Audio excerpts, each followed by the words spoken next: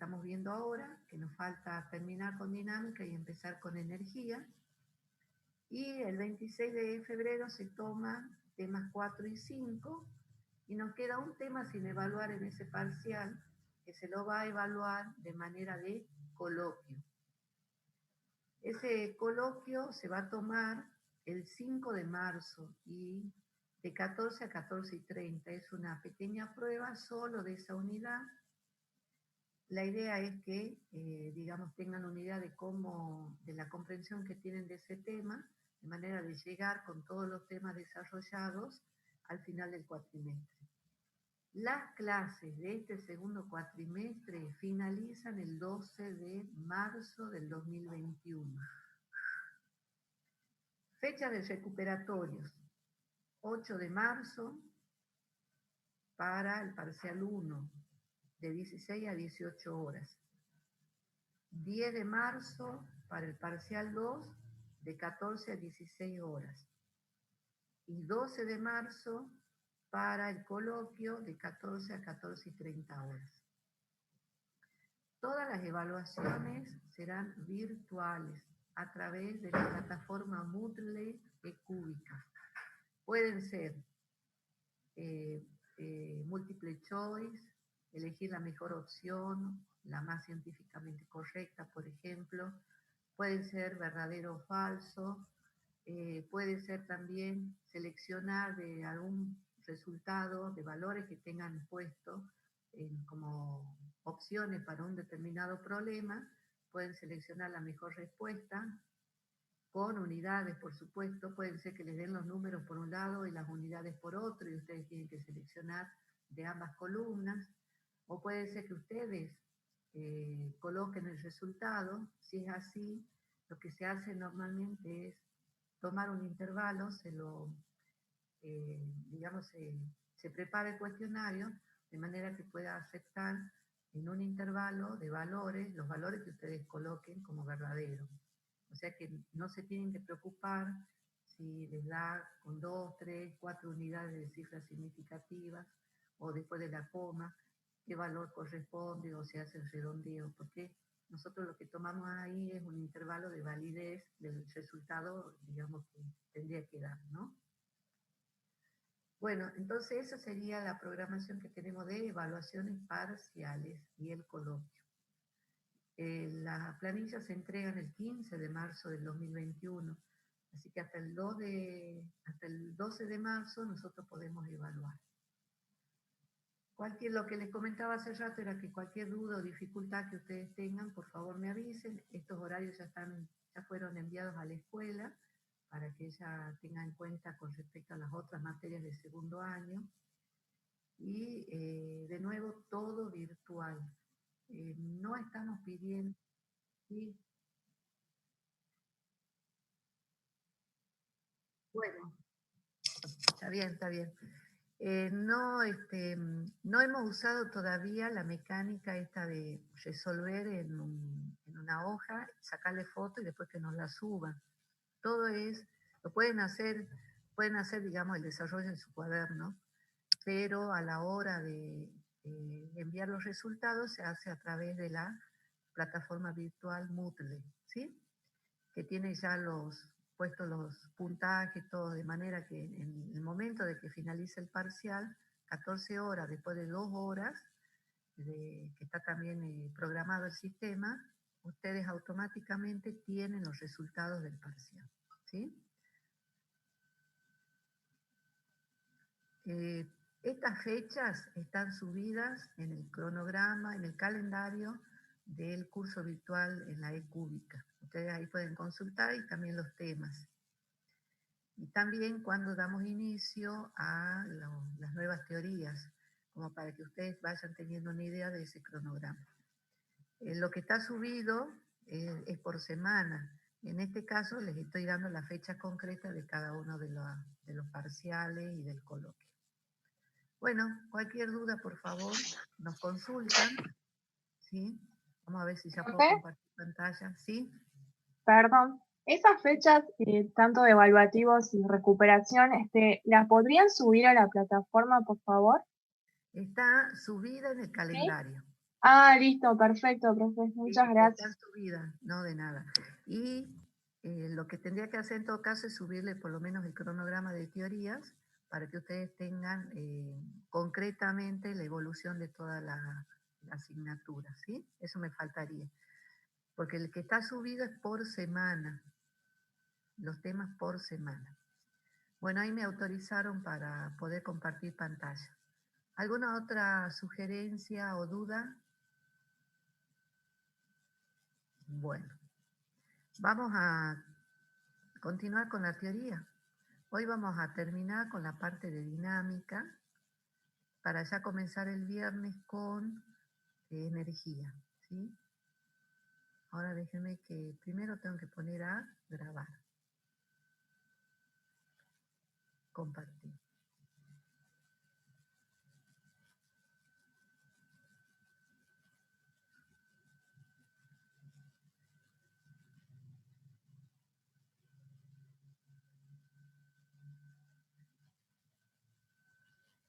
Bueno, comenzamos entonces con la clase de dinámica y estática y energía, que es el tema 3 de biología. Si no me escuchan bien, por favor me avisan para que no tengamos problemas de comprensión. Profe, ¿Sí? sí, por favor, si puede levantar un poquito el volumen de Levanto voz, nomás. Sí. porque se le escucha muy bajito. Va, por lo menos yo Bueno, la escucho muy bajito. está bien. Ahí Gracias, estamos profe. mejor, ¿no? Bueno, voy a tener con la mano el micrófono. Entonces, los contenidos que vamos a ver hoy son aplicaciones de la ley de Newton, que bueno, vimos la semana pasada, pero en particular cómo aplicamos estas leyes en dinámica del movimiento circunferencial. Y después vamos a ver el equilibrio de una partícula, momento de una fuerza y equilibrio de un cuerpo rígido. Vamos al primer tema, dinámica del movimiento circunferencial.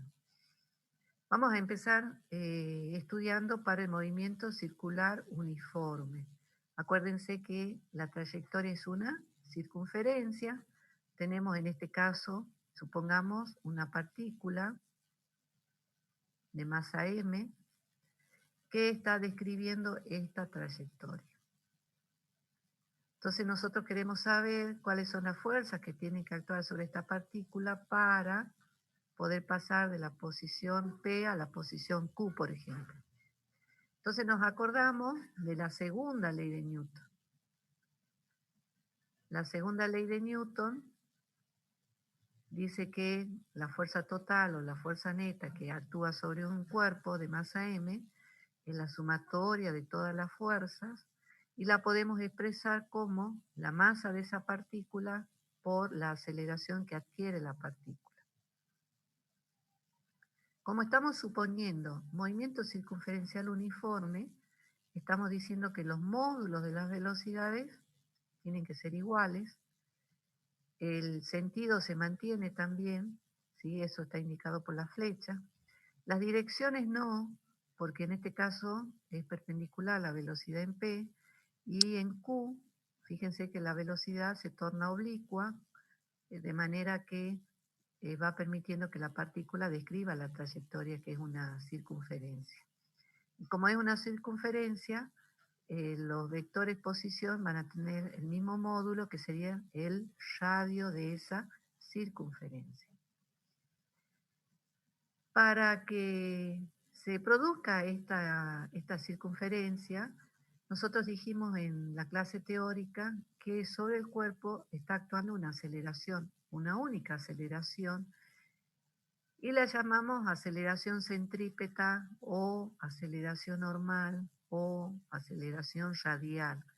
De acuerdo al libro que ustedes elijan para estudiar, es probable que le ponga uno de estos nombres.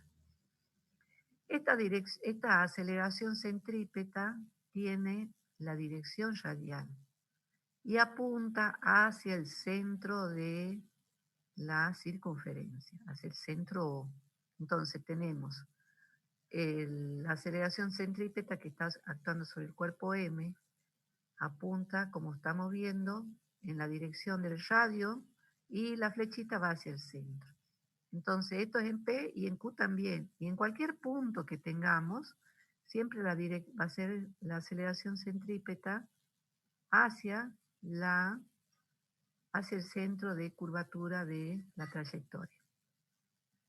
Entonces, si la aceleración que actúa es la centrípeta, y es la única aceleración que tenemos, podemos decir que la aceleración centrípeta por la masa, en este caso de la partícula, nos va a producir una fuerza.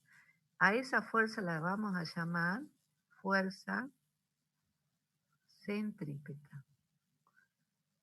Esto solo es válido, para que sea la única fuerza, cuando el cuerpo está sometido a un movimiento circunferencial uniforme.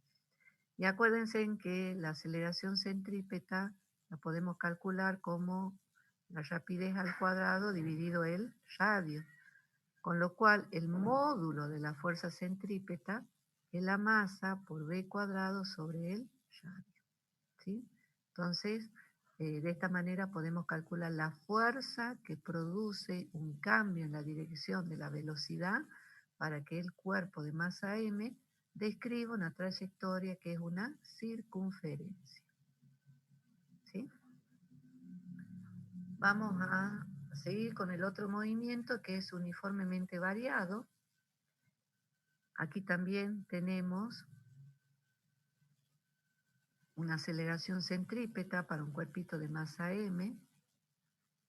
¿Sí? Ese cuerpo se mueve de P a Q y puede describir toda la circunferencia, que es una trayectoria. Sobre este cuerpo, para que describa la circunferencia, está actuando la aceleración centrípeta, pero vemos una particularidad. Ahora, el módulo de la velocidad no permanece constante, sino que va cambiando. Puede ser que aumente su tamaño, como puede ser que disminuya. En este caso que tenemos dibujado, el módulo de la velocidad tangencial aumenta, por lo tanto decimos que hay una aceleración que está variando ese módulo y la llamamos aceleración tangencial. O sea, que a la aceleración centrípeta se le suma la aceleración tangencial. Y esto es lo que tenemos aquí abajito. Entonces, a un cuerpito de masa m, tenemos que sobre él actúa la aceleración centrípeta y la aceleración tangencial. Sumado, tenemos la aceleración total. O sea que la aceleración neta A es la suma de la aceleración centrípeta, que produce un cambio en la dirección de la velocidad, y la aceleración tangencial, que produce un cambio en el módulo de la velocidad, ya sea aumentando o disminuyendo el tamaño del vector velocidad. Entonces aquí tenemos ahora dos aceleraciones. Si recurrimos de nuevo a la segunda ley de Newton,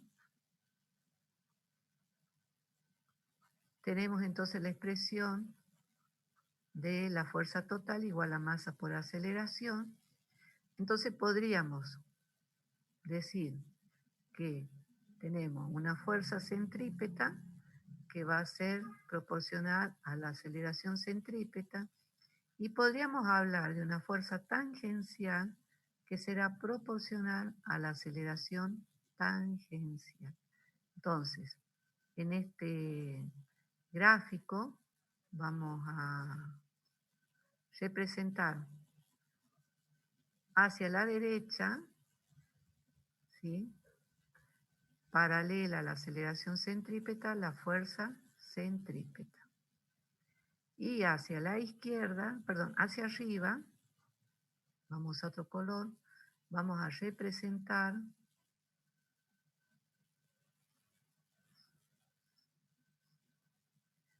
hacia arriba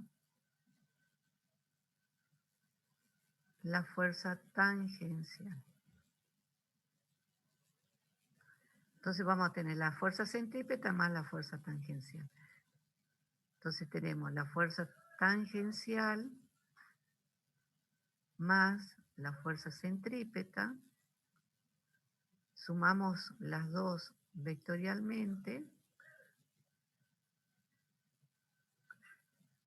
y vamos a tener F, que va a ser la fuerza total, que se obtiene de sumar la fuerza centrípeta más la fuerza tangencial. ¿Sí? Entonces la fuerza total va a ser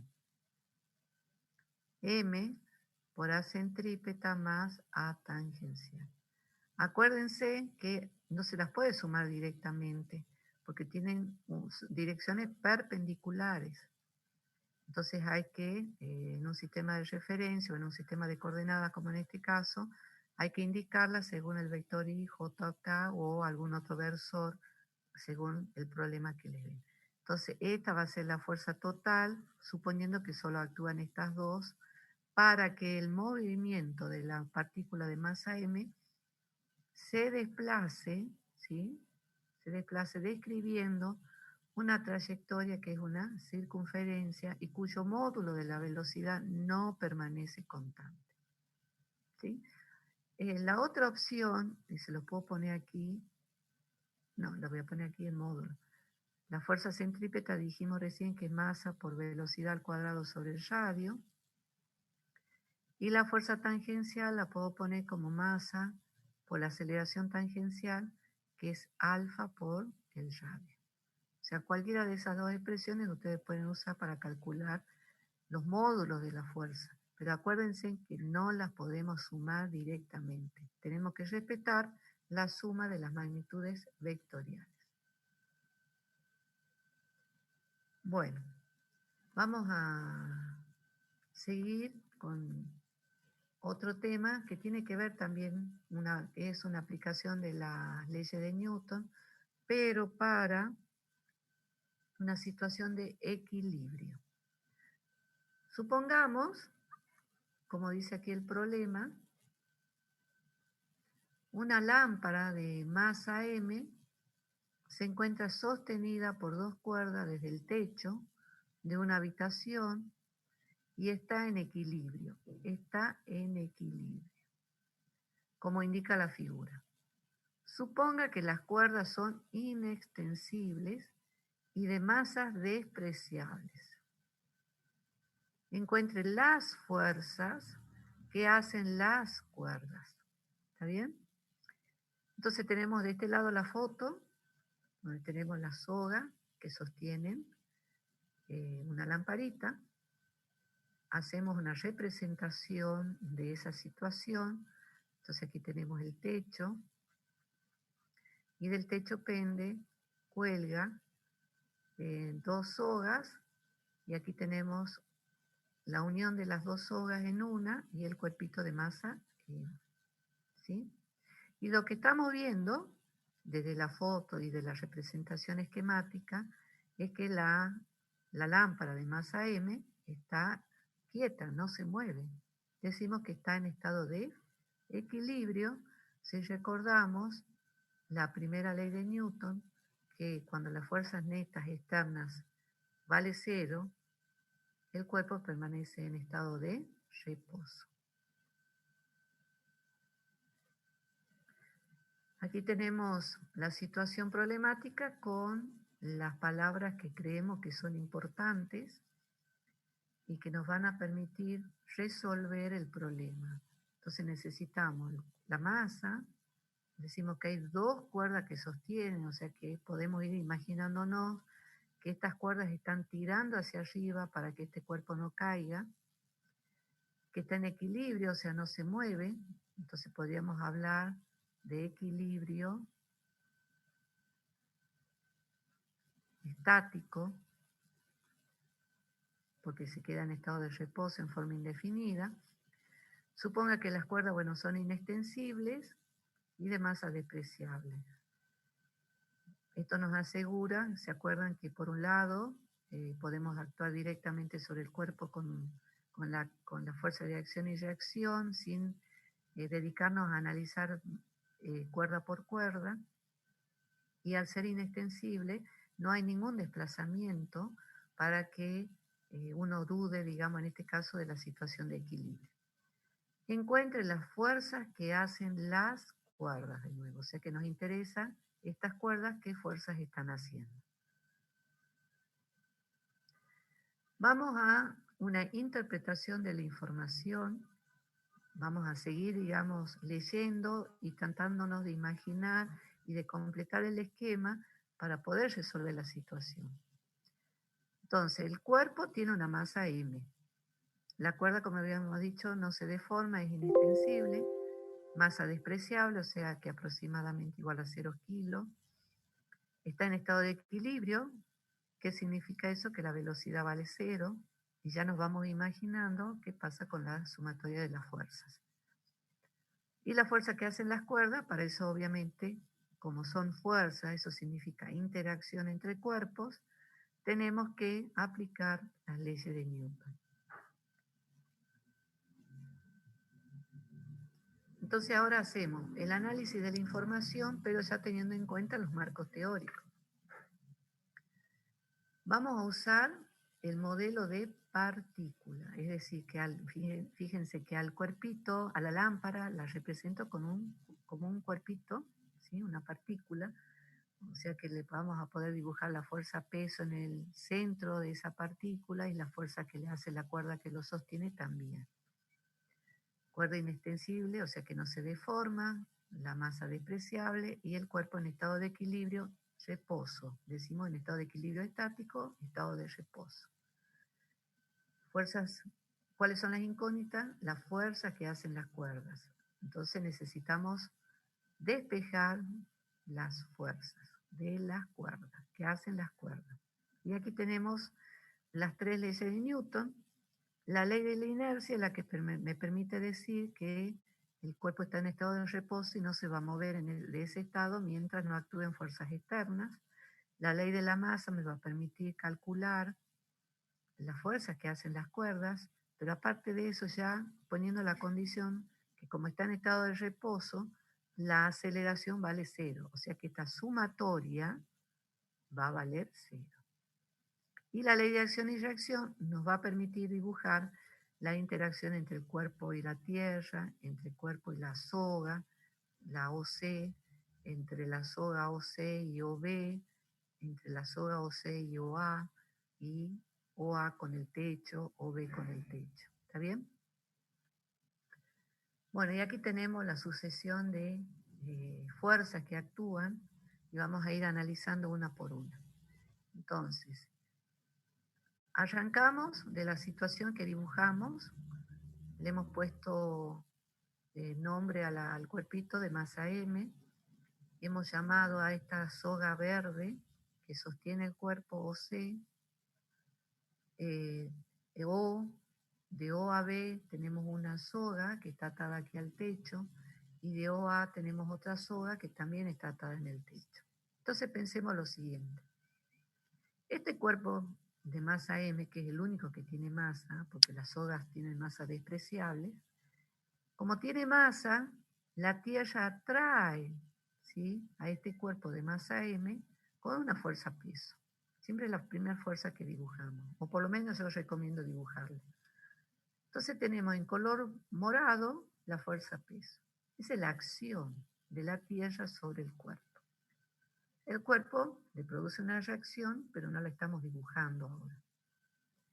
Debido a esta fuerza peso, el cuerpo tira de O, tira del punto O, a través de la soga OC. O sea que este cuerpito, que tiene una fuerza peso, que tira hacia abajo la tierra sobre el cuerpo, debido a esta fuerza, este cuerpo tira de la cuerda de O, ¿sí?, a través de OC, entonces aquí tenemos que tira. Entonces, ¿qué hace esta soga? Va a reaccionar y va a tirar en sentido contrario, que aquí la dibujamos en verde. Entonces, tenemos en morado el peso. En negro, FOC, la fuerza que hace el cuerpo de masa M sobre O debido al peso de ese cuerpo. ¿Qué hace O a través de la soga? Reacciona con una fuerza de color verde, FCO, fuerza que actúa en el cuerpito debido a O. Entonces ya tenemos dos fuerzas actuando sobre el cuerpo que equilibran el cuerpo. Y ya vamos pensando o prediciendo qué valores tendrían que tener esas dos fuerzas. Nos vamos más arribita, O. En O ya tenemos la fuerza OC, que es la que le hace el cuerpo, ¿sí? Debido a su propio peso. Entonces, en este punto O podemos decir tira esta fuerza, pero para que no se venga este punto O hacia abajo, donde confluyen todas las cuerdas, evidentemente están sosteniendo la cuerda OB y la cuerda OC. Entonces, como desde O sobre O tira FOC, a través de la soga OB tira del techo. ¿Qué hace el techo entonces? Reacciona con una fuerza FOB, ¿sí? FOB, y la otra cuerda también, como FOC tira de O, que a su vez tira de la soga OA, entonces el techo reacciona tirando con una fuerza FOA, en este caso color azul. O sea que tenemos O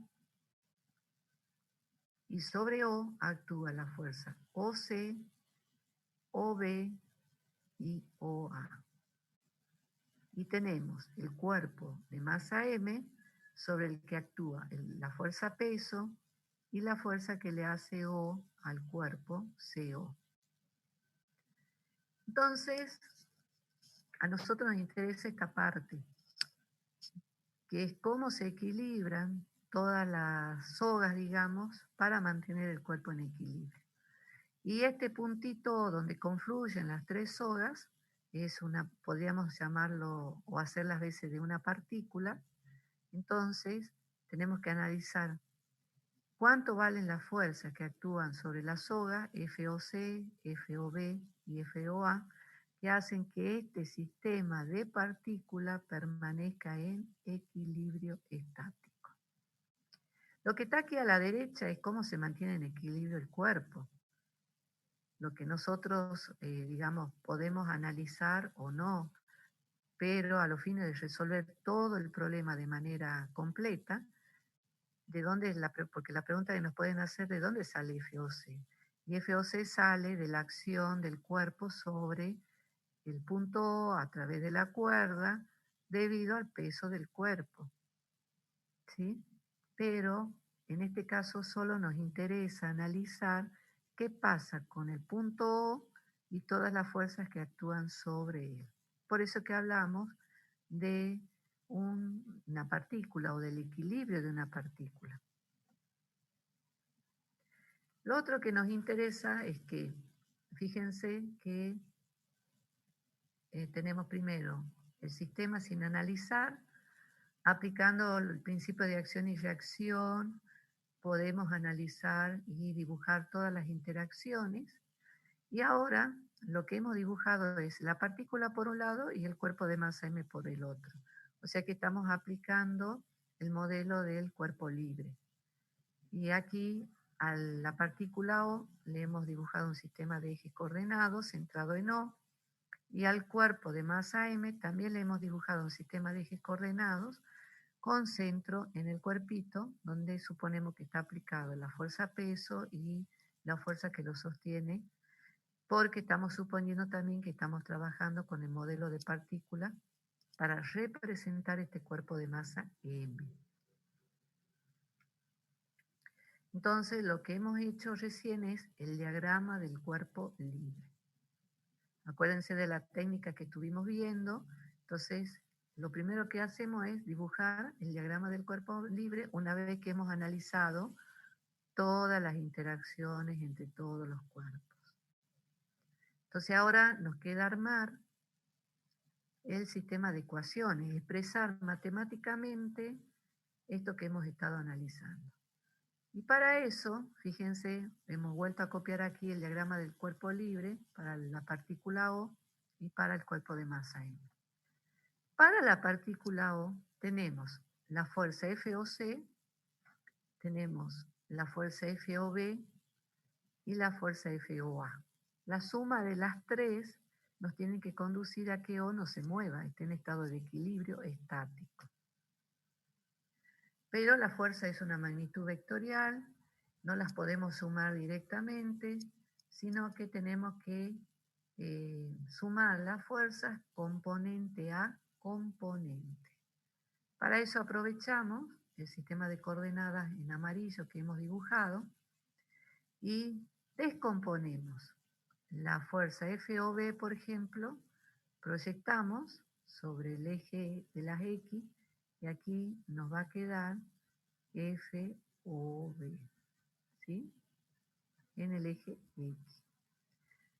Armamos el paralelogramo, dibujamos en el eje Y y tenemos FOBI, ¿sí?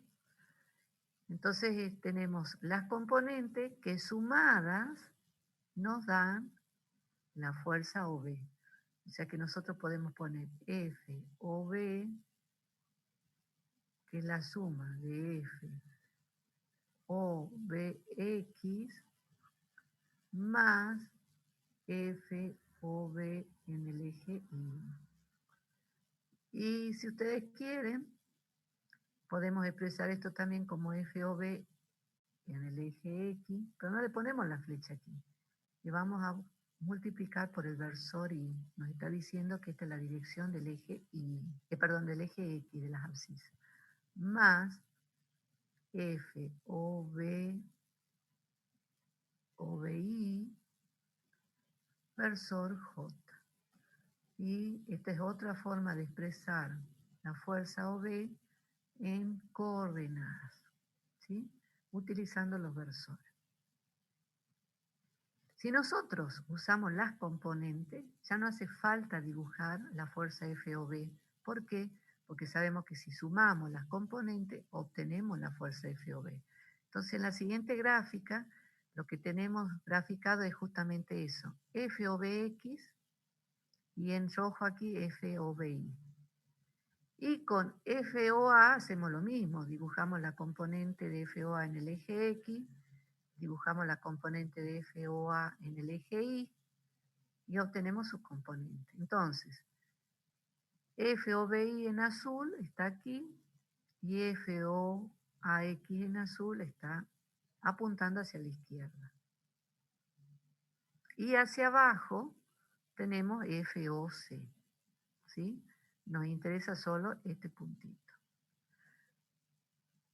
Y también nos interesa el ángulo que forma el eje, en este caso del eje X, con la dirección de la soga, OB, y el ángulo que forma el eje X negativo con la soga OA.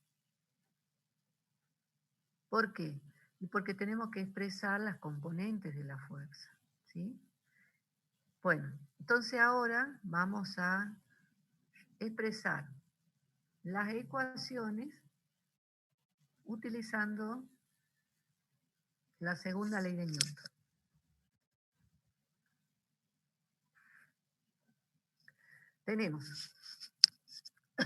Tenemos en el eje X y en el eje Y.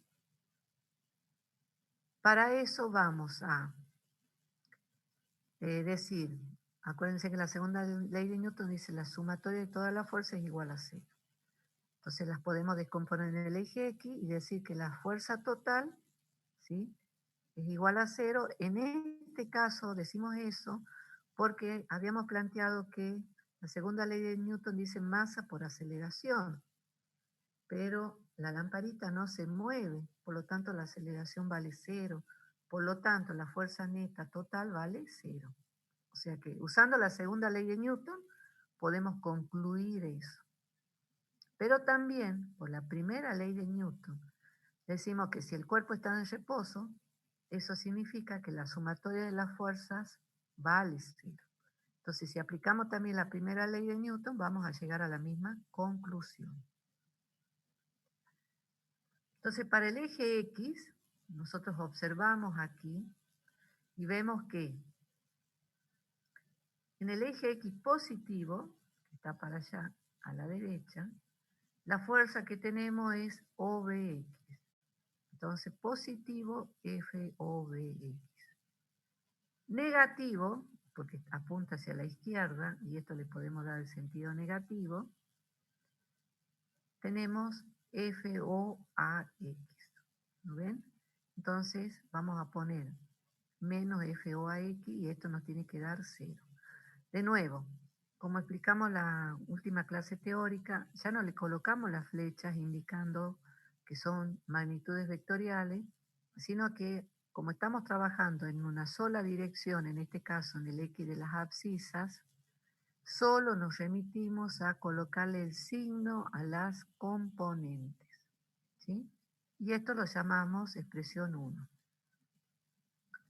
Vamos al eje Y. En el eje Y vamos a tener también, aplicando la segunda ley, la fuerza total igual a 0 porque el sistema no se mueve. Entonces analicemos. En el eje Y, que es este, el eje vertical, tenemos dos fuerzas, la FOBI y la FA,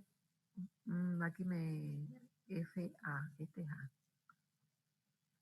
La FOAI y la FOBI, la componente de OA y la componente de OB, pero en el eje vertical.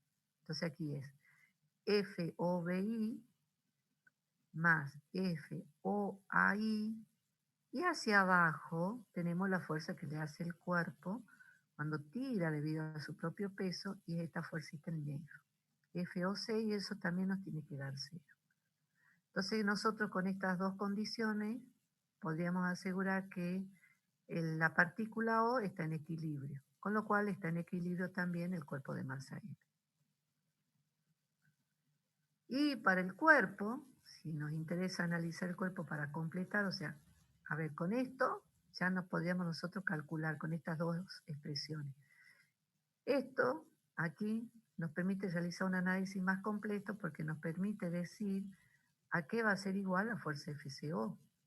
Entonces, en el eje Y, para el cuerpo de masa M, tenemos la fuerza total igual a I, en I igual a 0.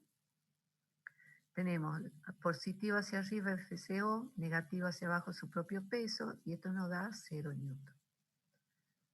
Y con esto podríamos despejar a qué es igual FCO, como les decía hace rato. Entonces ahora vamos a encontrar la solución del sistema de ecuaciones. Para el cuerpo que acabamos de ver, podemos despejar, nosotros arrancamos de aquí la expresión 3, despejando P, tenemos que FCO es igual a P, y el peso lo podemos expresar como masa por la gravedad. Entonces aquí ya tenemos la primera expresión de cuánto vale una de las fuerzas que actúa en el punto O, donde convergen todas las cuerdas. Vamos al sistema de ecuaciones, pero para la partícula O. En el eje X, habíamos dicho que tenemos FOBX y FOAX negativo. FOBX, ¿sí?, es la proyección de la fuerza FOB en el eje X. Entonces aquí tenemos el ángulo alfa. Si este es alfa, y aquí en la diagonal tenemos FOB, entonces la proyección sobre el eje X corresponde a la expresión del coseno. Entonces, esta componente va a ser igual a FOB por el coseno de alfa. Si ustedes no se acuerdan muy bien el tema de las funciones trigonométricas, coseno de alfa es igual al cateto adyacente, o sea, nosotros aquí tendríamos lo voy a dibujar aquí aparte. Aquí estaría FOB, aquí abajo tenemos la componente en X, este es alfa, y en la dirección del eje Y tenemos la componente FOI, ¿sí? Entonces observen, aquí tenemos un triángulo rectángulo, nos interesa esta componente, es esta, que está aquí. Entonces, en ese triángulo rectángulo, este sería el cateto adyacente, FOBX es el cateto adyacente, y FOI, OBI, me comí la B, OBI, FOBI, sería el cateto opuesto. Entonces, y la diagonal es FOB. Para el coseno de alfa vamos a tener FOBX, lo voy a poner módulo, sobre el módulo de FOB. ¿Sí? Entonces, despejando FOB de aquí, esto que está dividiendo pasa multiplicando, nos queda FOB por el coseno de alfa. O sea que ya tenemos la componente en el eje X, expresado en función de FOB y del ángulo alfa. Para FOAX, también, fíjense, tendríamos un triángulo rectángulo aquí, tenemos el ángulo beta, apunta en el sentido negativo, puedo suponer que lo trabajo como un ángulo del primer cuadrante y después le coloco el signo. Entonces FOAX será FOA coseno de beta. Nosotros tenemos la expresión 1 que es FOBX menos FOAX igual a 0. Reemplazo cada una de estas componentes por las que encontramos aquí. Nos va a quedar FOB por el coseno de alfa menos FOA por el coseno de beta, que es la segunda expresión, y eso nos tiene que dar 0. Esto, como está con signo negativo, lo puedo pasar al segundo miembro, me queda positivo, y despejo, fíjense, FOB, de manera que me va a quedar en función de otra incógnita FOA, coseno de beta sobre coseno de alfa. O sea que tenemos estas dos fuerzas cuyos módulos no conocemos, porque nos están preguntando la fuerza en las cuerdas. La fuerza OC ya sabemos que es el peso de la masa M. Entonces ahora nos falta calcular esto. Tenemos aquí dos incógnitas y solo una ecuación que es esta. O sea que tendríamos que armar una segunda ecuación para poder despejar de estas dos ecuaciones los valores de estas dos fuerzas. Entonces ahora nos vamos aquí al eje Y, aquí dice eje Y, y recurrimos a la expresión también que usamos anteriormente, F total Y igual a 0 en Newton. Veamos, FOBI es esta, FOBI es la función seno. Entonces el seno del ángulo alfa es el cateto opuesto que es F o BI dividido la fuerza OB. Todo trabajado en módulo. Entonces de aquí despejamos FOBI y nos va a quedar FOB que pasa multiplicando por el seno de alfa. Eso es lo que tenemos aquí. Para FOAI es esta, la corregimos, que es esta azul, FOAI, ¿sí? También va a ser la función seno, pero del ángulo beta. Entonces será FOA por el seno de beta. Ya tenemos las dos expresiones de las componentes de la fuerza en función de las fuerzas. Entonces recurrimos a la expresión 2, que es la que armamos en la diapositiva anterior, y vamos reemplazando. FOBI nos queda FOB, seno de alfa, más FOAI es esta, nos queda FOA por el seno de beta, y después tenemos menos FOC, que ya lo hemos calculado, ¿sí? Y que es el peso del cuerpo. que está puesto aquí. ¿Ven? Entonces, escribimos lo mismo, nada más que cambiamos el peso. Y ahora, nosotros aquí tenemos en la expresión 4 despejado FOB. Entonces, donde dice FOB aquí, lo vamos a reemplazar por esta expresión 4. ¿Por qué? Y porque así eliminamos una de las variables y queda expresada esta expresión 5, todo en la misma variable, que en este caso es FOA. Sacamos factor común porque aquí tenemos dos términos, FOA, nos queda coseno de beta sobre coseno de alfa más seno de beta igual al peso, y despejamos FOA. Entonces nos queda el peso dividido toda esta expresión que está entre paréntesis. O sea que llegamos, como ya sabemos cuál es el peso, porque nos dan la masa, calculamos el peso, tenemos los datos de los ángulos, lo calculamos a los senos y cosenos y reemplazamos y despejamos FOA. Una vez que tenemos el valor de FOA, nos venimos, lo ponemos aquí y despejamos FOB. Con eso obtendríamos el valor en la cuerda OA, en la cuerda OB y bueno, y la cuerda OC. Con eso resolveríamos el sistema de partículas en estado de equilibrio. Entonces aquí ya tenemos todas las expresiones, FOA, FOB, que lo único que hice fue transcribir las expresiones, y el valor de FCO. Y aquí están las fuerzas, FOB, FOA y FCO.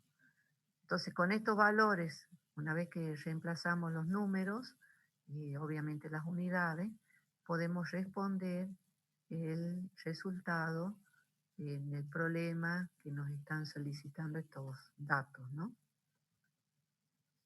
Bueno, este es un caso, digamos, de lo más complejo porque alfa y beta no necesariamente son iguales. Pueden haber distintos casos o distintas configuraciones de sogas para encontrar el equilibrio del sistema, ¿sí? Y esto es para una partícula. Vamos a complejizar un poco más la situación para un cuerpo rígido. Antes de ver el equilibrio en un cuerpo rígido, vamos a recordar lo que es el producto vectorial entre vectores. Acuérdense que ustedes tienen dos productos entre vectores, ¿sí? Aquí lo voy a poner bajito. Dos productos entre vectores. Uno, que es el escalar, y otro que es el vectorial.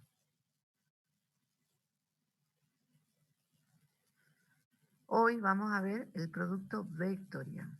El escalar lo vamos a ver el viernes cuando avancemos en la definición de trabajo mecánico. Entonces supongamos que tenemos el vector A, el vector B, que coinciden en el punto O, ¿sí? Y en el mismo inicio, digamos, el mismo punto de aplicación, y que entre ellos hay un ángulo alfa o beta o tita, como ustedes quieran llamar. La definición de producto escalar y, de producto vectorial, estamos viendo producto vectorial. Y el símbolo que vamos a usar es una X. Algunos libros lo llaman producto cruz, o si no, una especie de B dada vuelta. Pero nosotros vamos a trabajar con esta X. Entonces, el A, producto vectorial B, ¿sí? A por B, tiene como resultado otro vector C, ¿sí? Entonces, multiplicar dos vectores vectorialmente me da como resultado un vector C. Y ese vector C, ¿sí?, lo podemos caracterizar de la siguiente manera. El módulo de C,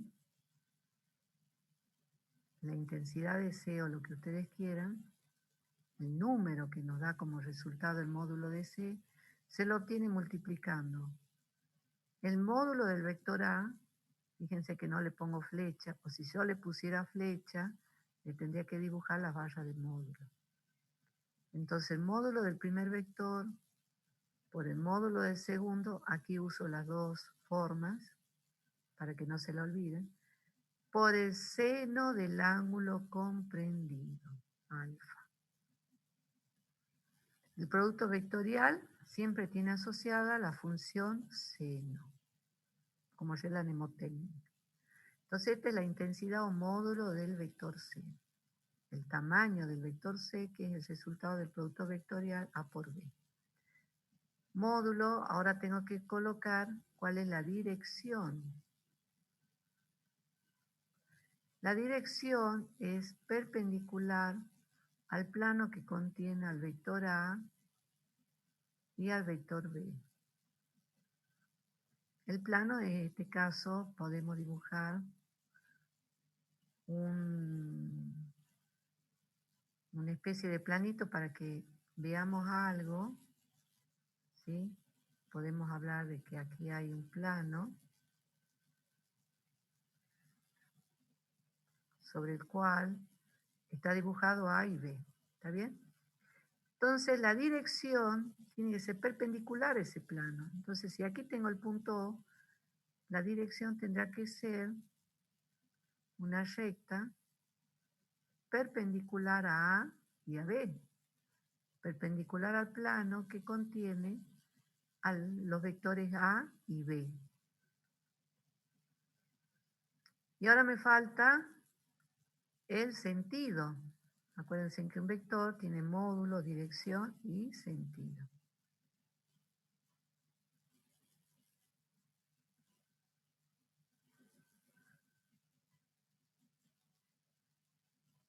Para el sentido, vamos a aplicar lo que se conoce regla de la mano derecha.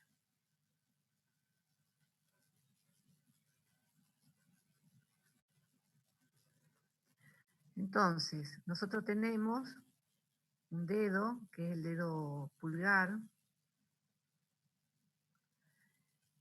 y un índice, lo voy a dibujar aquí. Con el dedo pulgar vamos a representar el vector A. O sea que aquí voy a representar el vector A.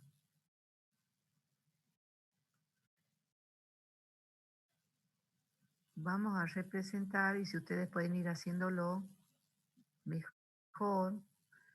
Entonces colocamos la mano mirando hacia arriba, indica el pulgar la dirección de A, dirección y sentido de A, con el índice la dirección y sentido de B, y nos queda armado el plano este celestito, ¿sí?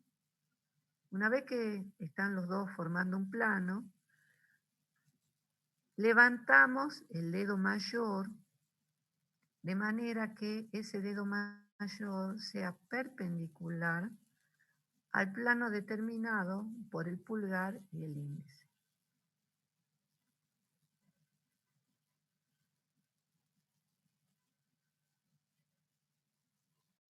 Entonces, aquí voy a levantar el tercer dedo, ¿sí? Y bueno, me queda la mano, lo voy a poner a los deditos aquí, que están quietitos, que estos no se mueven, ¿sí? Y aquí tengo el resto de mi mano. El índice, el mayor,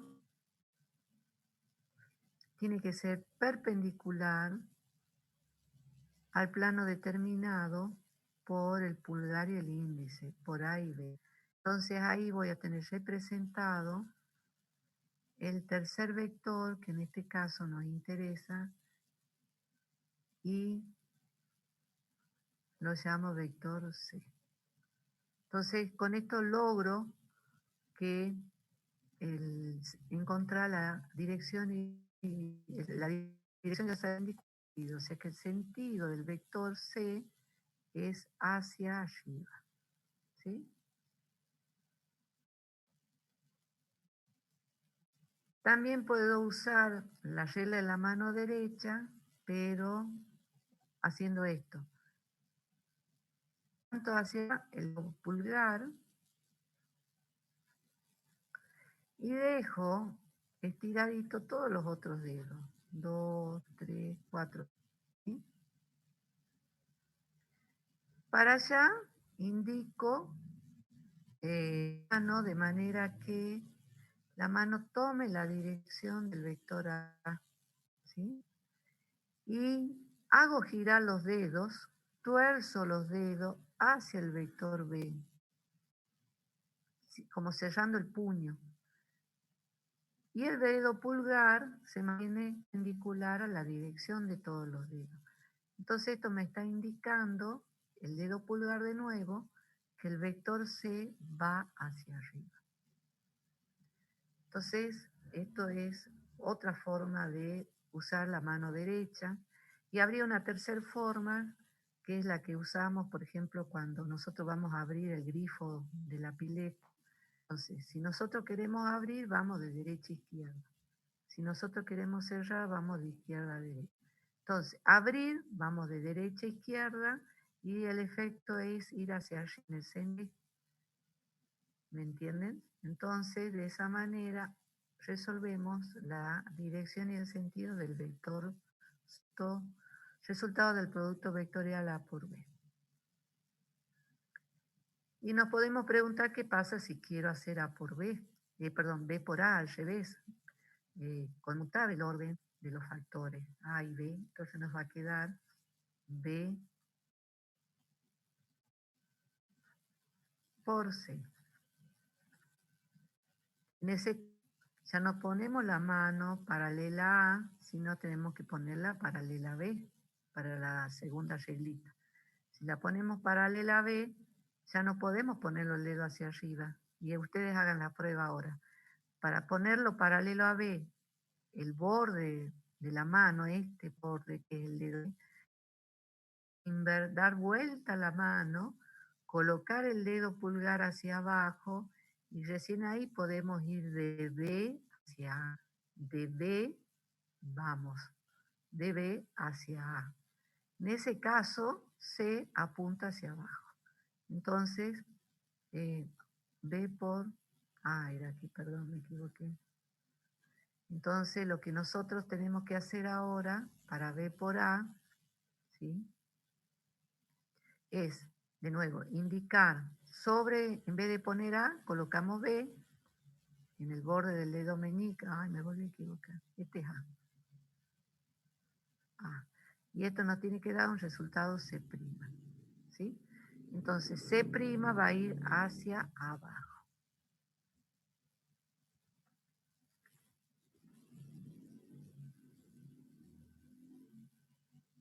Esto me está indicando que el producto vectorial no es un producto conmutativo.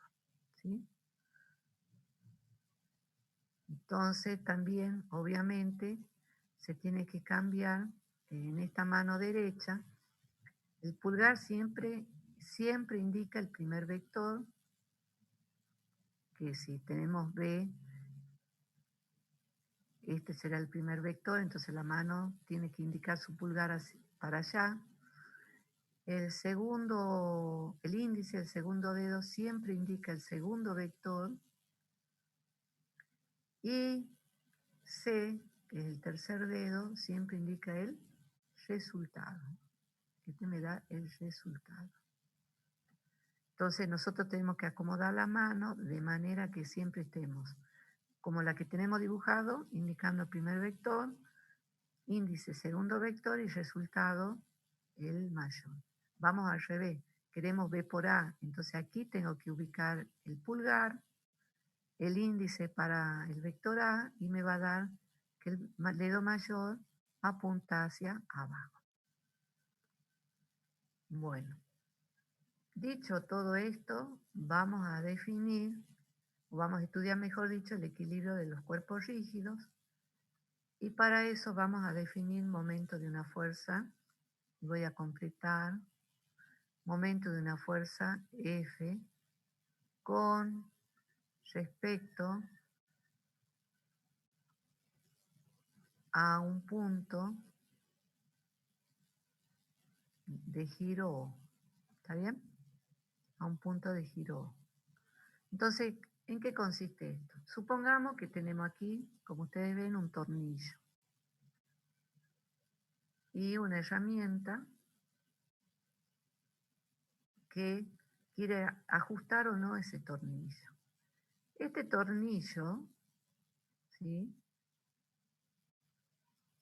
tiene un centro de giro que es el punto A. Aquí posiblemente haya una tuerca y nosotros queremos ajustar, un tornillo y a su alrededor la tuerca que nosotros queremos ajustar. Entonces usamos esta herramienta, esta llave,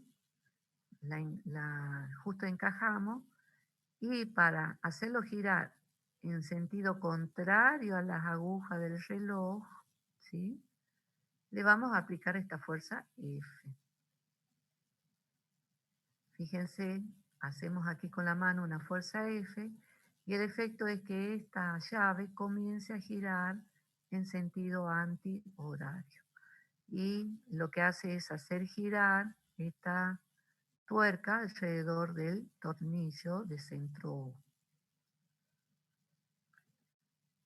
Entonces vamos a definir momento de una fuerza con respecto a un punto O, y este momento de una fuerza lo podemos representar con la letra M. También la podemos representar con la letra del alfabeto griego tau, ¿sí? O aquí le decimos tau, o también un concepto equivalente a momento que normalmente lo usan los ingenieros, es el de torca, ¿sí? Entonces, poneme momento o momentum en latín, y con tau podemos hablar de momento o de torca. Todo es lo mismo. ¿Cómo definimos entonces el momento de la fuerza F con respecto al punto O, al punto de giro O? Lo vamos a definir como el producto vectorial de R por F. Entonces F ya la tenemos aquí. Ahora nos falta ubicar R. R es el vector que ubica el punto de aplicación de la fuerza F con respecto al punto de giro O. Entonces, desde el punto de giro hacia la fuerza F, hacia el punto de aplicación de la fuerza F, lo voy a poner en otro color porque justo elegí el celeste, verde. Entonces, desde el punto de giro hacia la fuerza F, punto de aplicación de F, tenemos lo que decimos el vector posición R. Pero arranca punto de aplicación en O y la flechita llega hasta el punto de aplicación de la fuerza F. Entonces, este va a ser el vector R que ubica F con respecto a O. ¿Sí? Entonces, esto que tenemos aquí es la definición que nosotros tenemos que, digamos, aprender para calcular el momento de una fuerza con respecto a un punto. ¿Y qué es R por F? ¿Cómo lo calculamos? Bueno, tenemos que aplicar exactamente lo mismo que vimos en el producto vectorial de dos vectores. El vector A aquí sería R y el vector B sería la fuerza F. Acuérdense que que el producto vectorial no es conmutativo. Por lo tanto, la definición de momento tampoco es conmutativa. O sea que la definición de momento de una fuerza con respecto a un punto es, como está aquí, el primer vector es el vector R y el segundo vector es la fuerza F. no vale F por R. No es útil esa definición. Y entonces la otra pregunta que nos podemos hacer es, ¿qué interpretación le damos al momento de una fuerza con respecto a un punto? Y básicamente lo que podemos decir que el efecto de aplicar esa fuerza, en este caso, con respecto a un punto R, a un centro de giro, como es la tuerca, y que esa tuerca comienza a girar o a rotar, ¿sí? Entonces el efecto de un momento de una fuerza aplicada a un cuerpo es que ese cuerpo gira con respecto a ese punto de giro, ¿sí? Entonces vamos a medir qué tanto puede girar o rotar un cuerpo rígido respecto de un centro de rotación O en este caso. Entonces el momento nos está dando qué tanto gira o rota con respecto a ese punto un cuerpo. Y aquí hablamos de cuerpo rígido. Aquí tenemos una tuerca, ¿sí? Cualquier cuerpo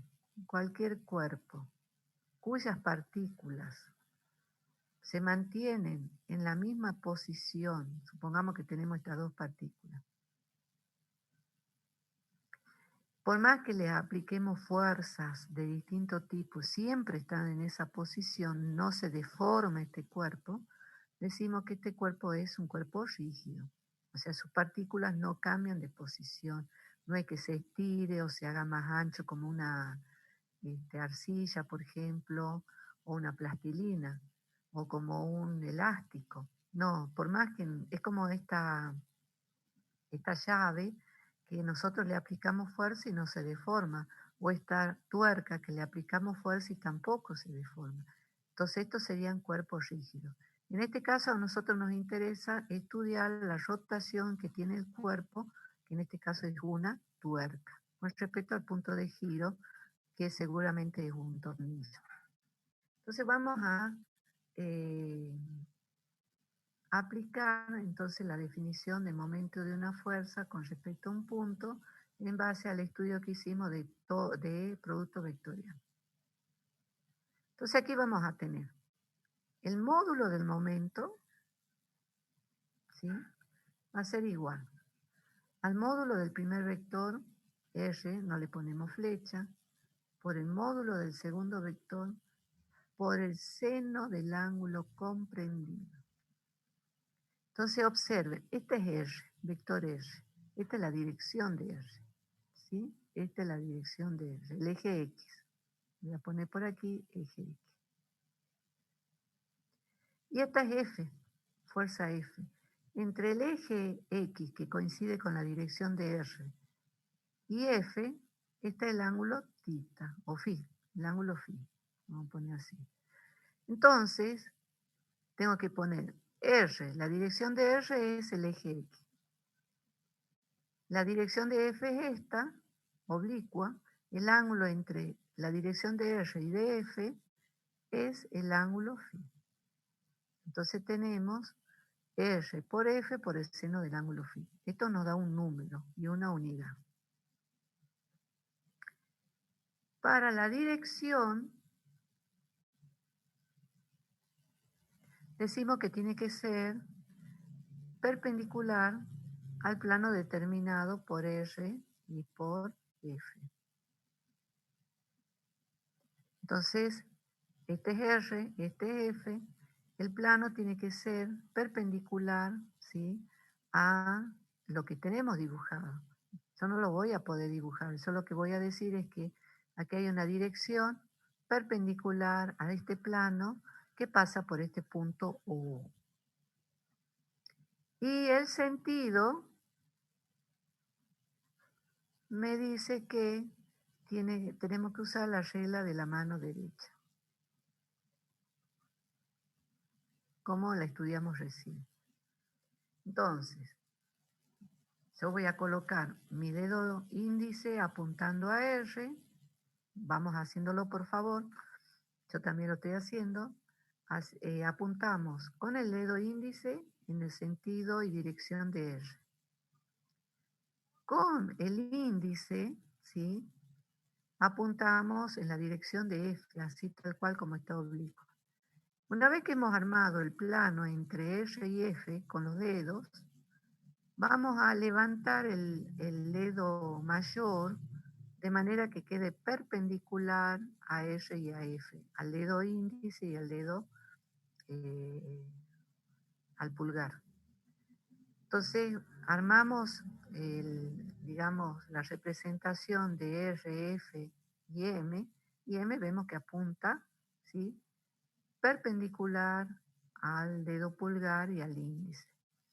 Eso me indica que como el plano es el plano que está dibujado, todo esto, tenemos R y tenemos F, yo estoy viendo la punta del vector M. O sea que M sale del plano determinado por R y por F. Entonces voy a dibujar un circulito, le veo la punta al vector, que es una flecha, y digo que ese es el vector M. Si hubiera sido al revés, si en vez de girar de derecha a izquierda, ¿sí?, sentido antihorario, esto está sentido antihorario y le voy a asignar ese sentido positivo, este sentido de giro, ¿no? No es el vector M, esto es sentido de giro, ¿sí? Entonces, M es saliente. Si en vez de hacer una fuerza hacia arriba, hago una fuerza hacia abajo, de manera que gira al revés esto, ¿sí?, si fuera que gira al revés, entonces otro ejemplo voy a poner, no es que sea el que estamos viendo, si gira de izquierda a derecha, sentido antihorario, a este sentido, a este, a este sentido antihorario, le vamos a asignar un signo negativo.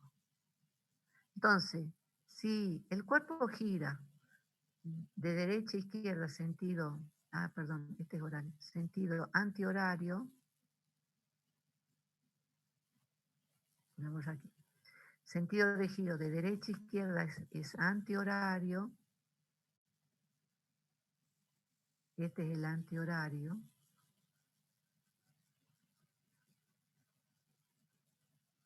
le asignamos el signo positivo. Si ahora le hago la fuerza al revés, para abajo, y este gira de izquierda a derecha, sentido horario, le asigno el signo negativo. ¿Está bien? Pero este sería otro caso, no es el de arriba. Bueno, entonces ahora vamos a trabajar con lo siguiente. Miren, aquí tengo el momento.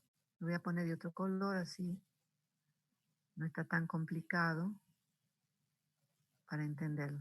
Yo voy a tomar ahora el momento, el módulo, y dice que es R por F por el seno del ángulo comprendido φ.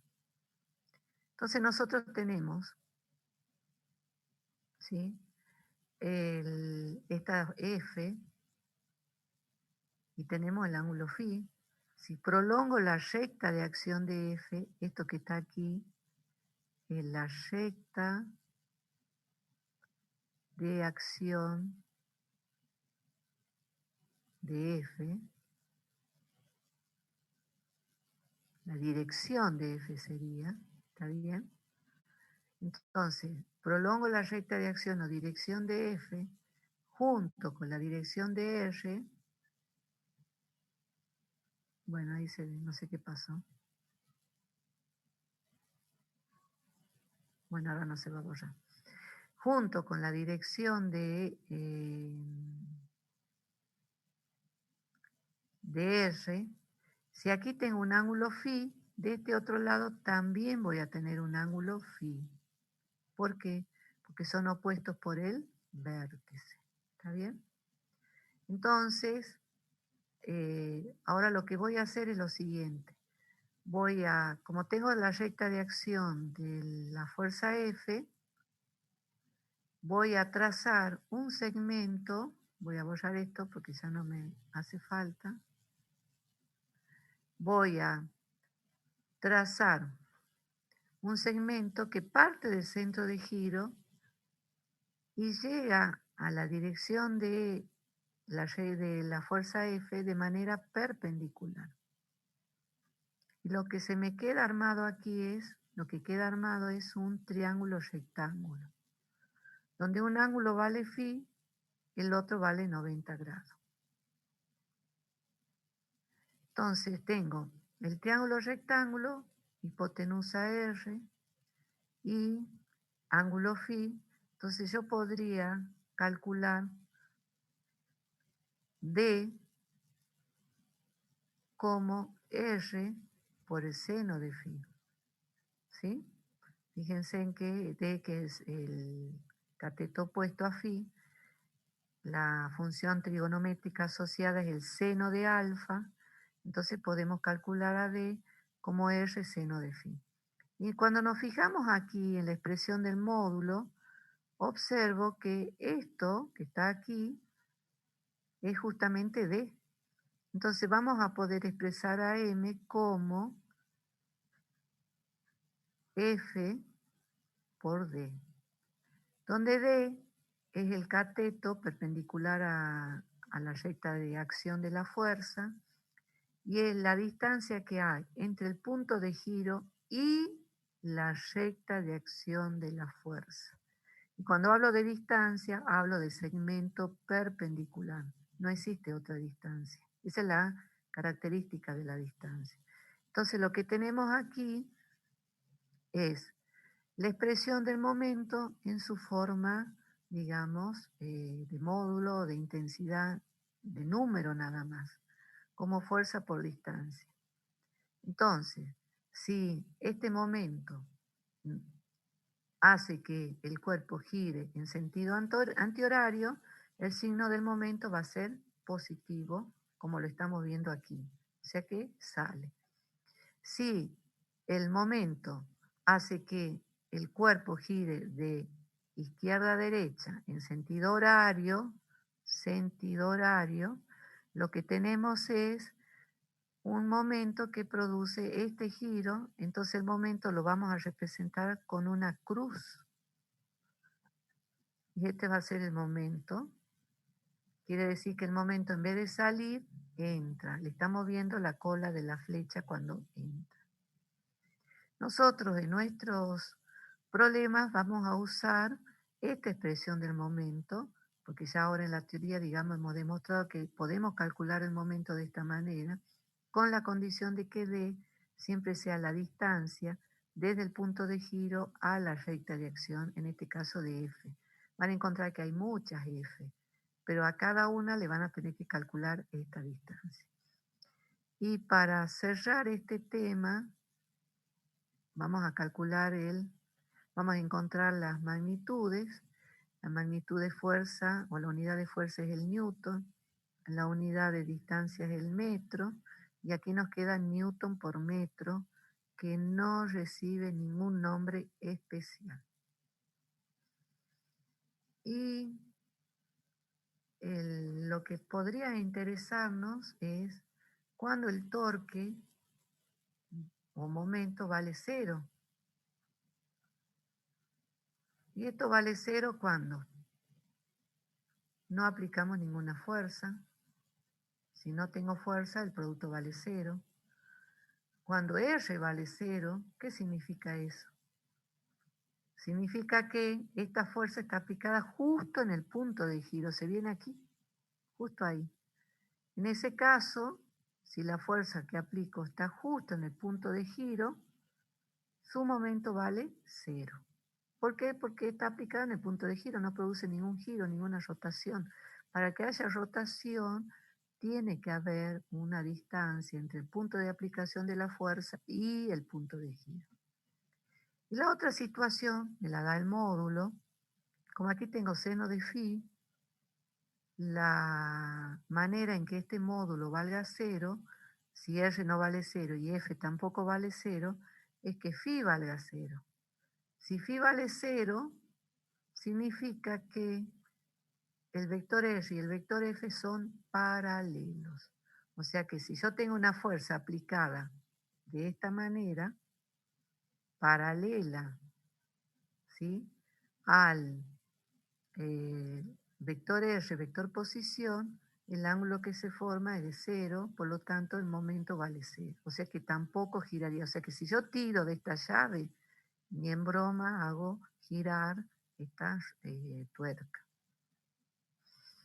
Ahora, lo podemos también resolver en forma de componentes, pero creo que con esta forma de resolverlo, notamos que, fíjense, la componente en el eje X no aporta porque justo es paralela a R, la única que aporta es la componente perpendicular.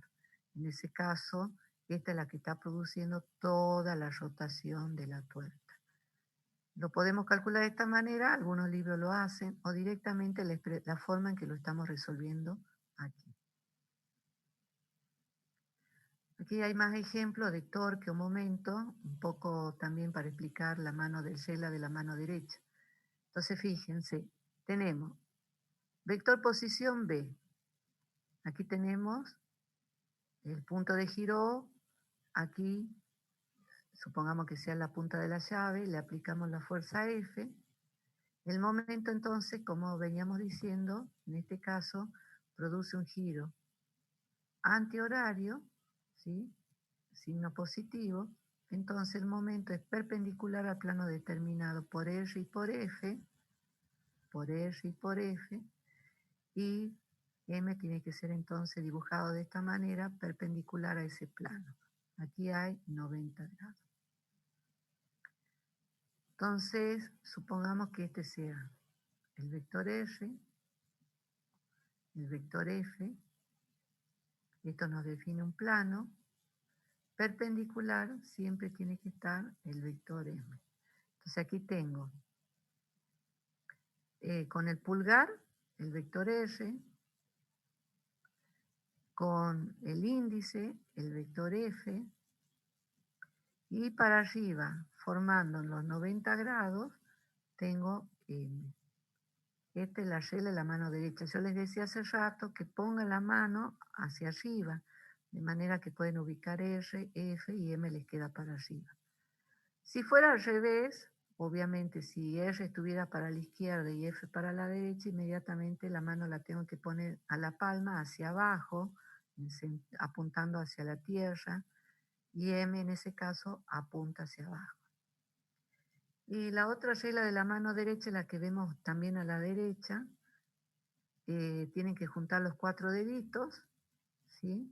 Entonces apuntan de R a F, ¿sí? Ustedes ponen los 4 deditos, el dedo meñique tiene que estar en este sentido del vector R, ¿sí?, aquí, las manos, los 4 dedos juntos y el dedo pulgar apuntando hacia arriba. Y cierran la mano de manera de ir hacia F, ¿sí? Entonces toman la dirección de R y cierran la mano yendo hacia F. Entonces, aquí tienen primero R y después cierran la mano hacia F. Y esto les está indicando el dedo pulgar perpendicular al plano determinado por R y F. Si fuera al revés, si F estuviera para el otro lado, para allá, apuntando para allá, tienen que invertir la mano y les queda el dedo pulgar hacia abajo. ¿Sí? No es fácil, ¿no? Cuesta entenderlo por ahí. Veamos otros ejemplos. Aquí tenemos de nuevo una roca o un cuerpo, un punto de giro, le aplicamos una fuerza, nosotros vimos hace rato una fuerza hacia arriba, ahora la fuerza va hacia abajo, entonces el giro en este caso sería sentido horario, tiene signo negativo. Entonces, si aplicamos R hacia indicado hacia P, aquí estaría el vector R. Entonces, con el índice indicamos R. Con el pulgar F y nos queda, ¿sí?, el momento, vector momento, apuntando hacia abajo, porque el sentido es negativo. Aquí es más fácil, tenemos aquí una tuerca, el punto de giro O, a una distancia D le podemos aplicar una fuerza perpendicular, entonces nos queda directamente fuerza por distancia. Aquí tenemos, miren, si nosotros le aplicamos la misma fuerza, pero en sentido contrario, la rotación va a ser para este sentido, aquí es sentido horario, antihorario positivo, sentido horario negativo.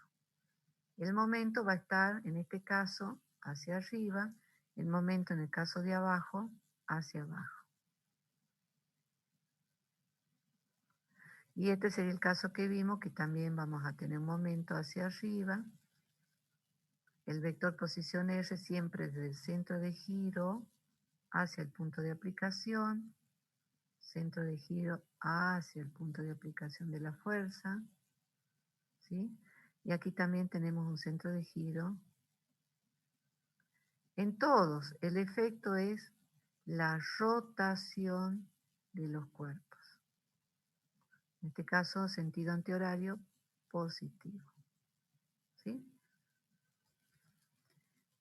Lo que se mide entonces, si nosotros nos acordamos el módulo que es R, fuerza por distancia, o D por F, lo voy a poner mejor así, me gusta más. Las dos son equivalentes. Fuerza por distancia, acuérdense que esta distancia siempre es el segmento perpendicular entre la recta de acción de la fuerza. ¿Cuál es la recta de acción? Esta. Y el punto de giro, en este caso coincide con R. Entonces vamos a tener que R vale 2D. En este otro caso, R, la distancia, vale D. Y en este otro caso también coincide con el módulo de R, pero nosotros vamos a prolongar, ¿sí? Y nos queda aquí la distancia D, que es la que vamos a usar en esta expresión. O sea que esta D aquí, si bien es el módulo de R, no es la distancia que necesitamos entre la recta de acción de la fuerza y D. Es esta, ¿sí? De prima le voy a poner. ¿Mm? Bueno, entonces habíamos dicho que nos da una idea del giro. Si yo aumento D, aumenta el momento. Si aumenta F, aumenta el momento. Si yo quiero aplicar el mismo momento y hacer menos fuerza, tengo que aumentar la distancia, que es lo que hacemos aquí. Para producir el mismo momento, tengo que aumentar la distancia. En este caso no voy a producir el mismo momento porque las fuerzas son distintas. Una va hacia arriba y la otra hacia abajo. ¿Y el efecto cuál es? Que aquí gira en sentido antihorario y de esta manera gira en sentido horario. Pero si a nosotros nos interesa disminuir esta fuerza F, en este caso, lo que tenemos que hacer es aumentar la distancia para producir mayor momento. O bien, para producir el mismo momento y disminuir la fuerza, aumento la distancia. Veamos algunos ejemplos de la vida diaria. Todo lo que está relacionado con la rotación de cuerpos es porque está actuando una fuerza con respecto a un punto que está produciendo un giro. Entonces veamos, aquí tenemos el brazo, ¿sí? Estamos sosteniendo de la mano una pesita, entonces, y queremos hacer pesas, eso significa subir y bajar el brazo. Entonces, aquí tenemos el codo, con respecto al codo, ¿sí?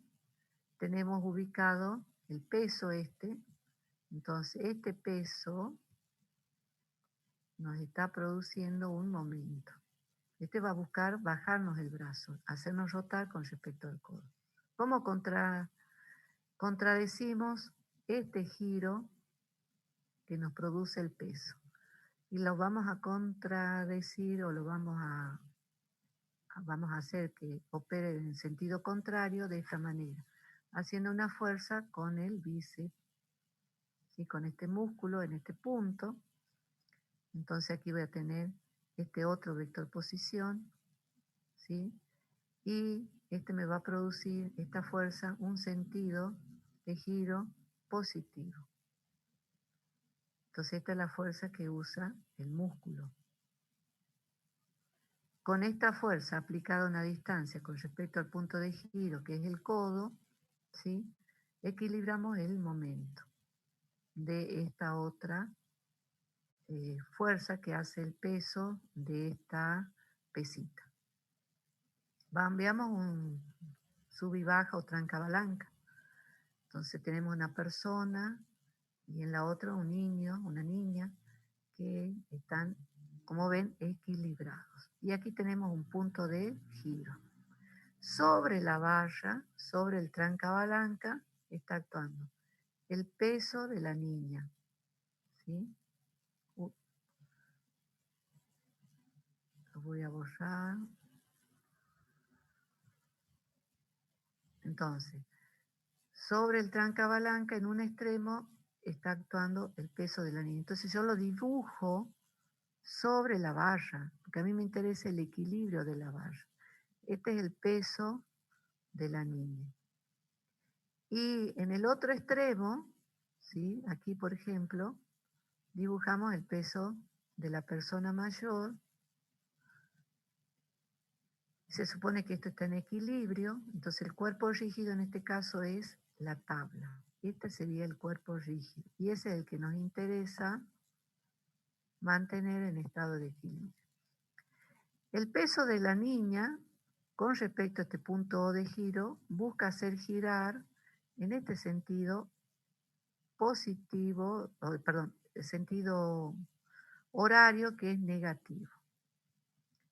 Y la persona mayor busca hacer girar en este otro sentido antihorario que es el positivo.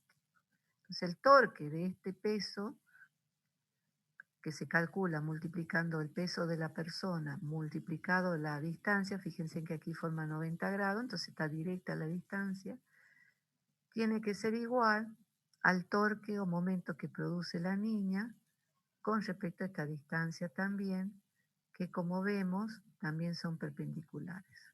Entonces, el momento de la persona mayor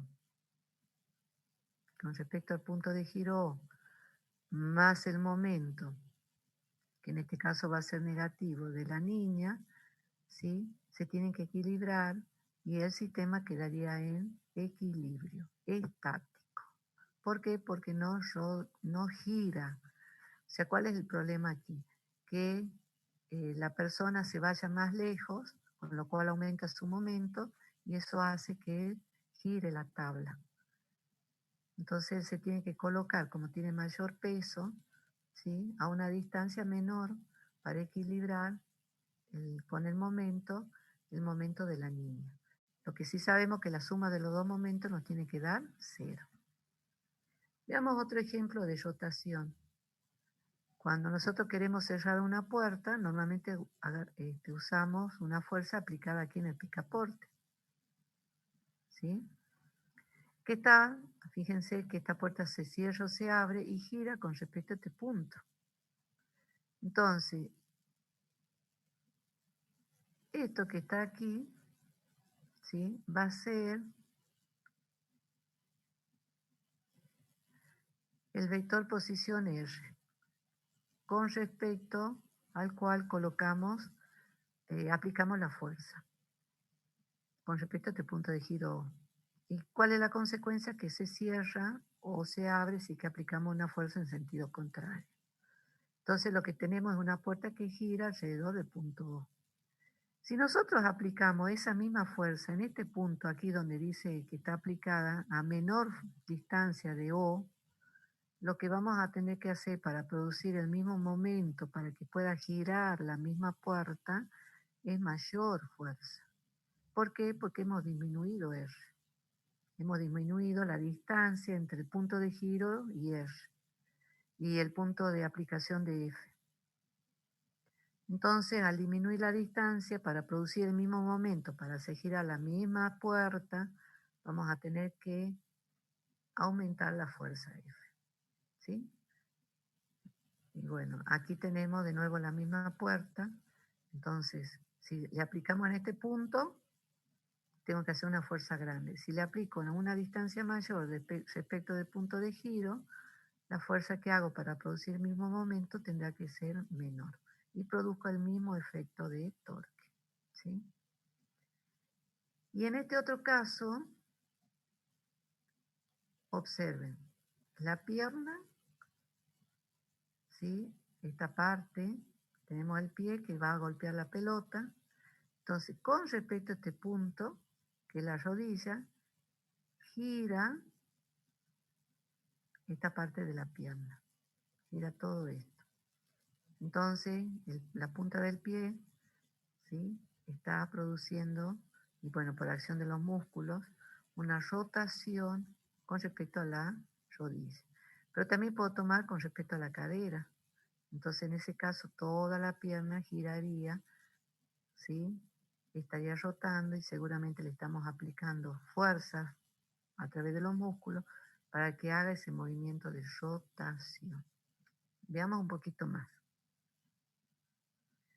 Aquí tenemos un pie, ¿sí? Está apoyado en la punta del pie y se levanta el cuerpo porque lo que está aquí ocurriendo en el extremo este que está actuando este músculo produciendo esta fuerza. El efecto es que se levanta el pie. Entonces eso es lo que podemos hacer aquí, por ejemplo, levantarnos. Entonces, ¿qué hacemos? El músculo, ¿sí? Estamos apoyados en el pie y hacemos una fuerza hacia arriba, pero apoyándonos en el pie, ¿cómo hacemos? La fuerza del pie sobre la tierra y la tierra reacciona haciéndonos una fuerza en sentido contrario y de esa manera podemos saltar. En este otro caso, estamos elevándonos, pero porque el músculo que está aquí, que está conectado con este extremo del pie, tira hacia arriba y nos puede levantar. ¿Está bien? Y aquí tenemos una cabeza, el punto de giro, ¿sí? Está aquí, lo podemos tomar aquí en la base de la nuca, y la cabeza puede girar en un sentido o en otro, o puede girar para atrás o para adelante, ¿sí? Son distintos puntos de giro y eso va a depender de qué músculos trabajen para producir la rotación. Y aquí también en la mandíbula hay músculo, y este sería el punto de giro, nos permite abrir la mandíbula o cerrarla, ¿sí? Y poder trabajar con los dientes. Aparte, cada diente también, según cómo apretamos, digamos, para comer algo, morder algo, también cada diente tiene su punto de giro, no son rígidos, sino que se pueden mover y eso aprovechan para ponernos, por ejemplo, los aparatos de ortodoncia y poder reordenar los dientes, ¿no?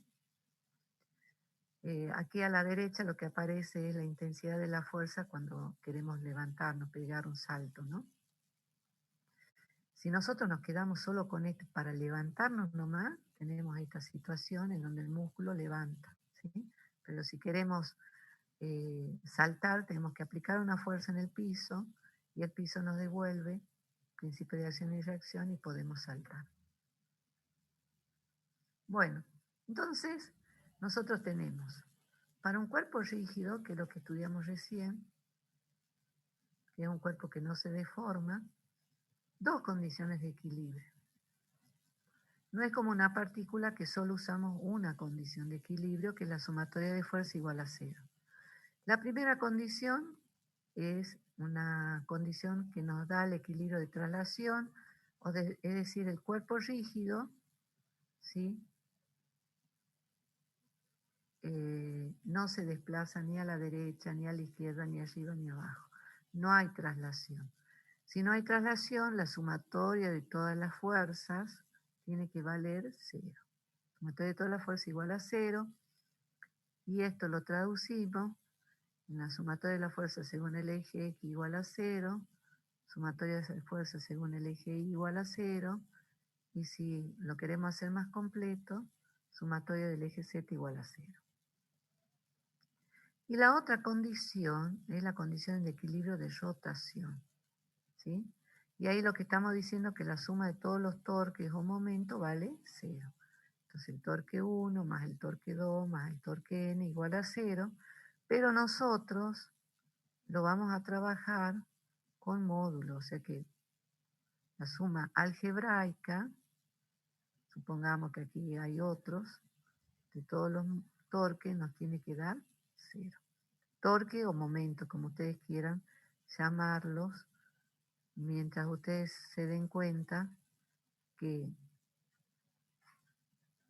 depende del sentido de giro los signos que lleven. ¿Está bien?